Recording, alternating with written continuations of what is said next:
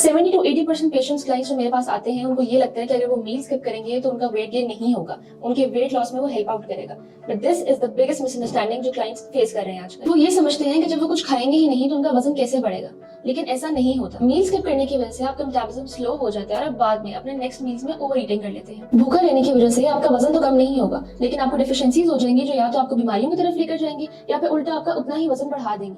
तो meal skipping is never a good option. Second point हमारे पास है कि आपने अपनी शुगर और सोडियम इंटेक को मॉनिटर करना है, यानी अपनी चीनी और नमक की इंटेक को मॉनिटर करना है। अब आपकी जो प्रोसेस फूड्स यानी बाहर के खाने इस्तेमाल करते हैं, सॉफ्ट ड्रिंक्स इस्तेमाल करते हैं, शुगरी ड्रिंक्स इस्तेमाल करते हैं, इन सब में एडेड शुगर्स और सोडियम होता है। अब आप डाइट कर भी रहे हैं फिर भी आप ये चीजें इस्तेमाल कर रहे हैं तो ये चीजें आपका वजन कम नहीं होने देंगी, उल्टा कि आपका वजन बढ़ाएंगी, आपकी बॉडी में सूजन और थकन पैदा करेंगी। अब इसकी जगह आप इसको किसी हेल्दी स्नैक के साथ स्वैप कर सकते हैं, जिसमें आपके पास दही आ जाते हैं, आपके पास ड्राई नट्स सीड्स आ जाते हैं, आपके पास फल आ जाते हैं, ये आपकी बेस्ट सोर्सेज ऑफ स्नैक्स हैं। तो अपनी प्रोसेस्ड फूड्स वाली स्नैकिंग को कन्वर्ट कर लें हेल्दी स्नैकिंग के अंदर।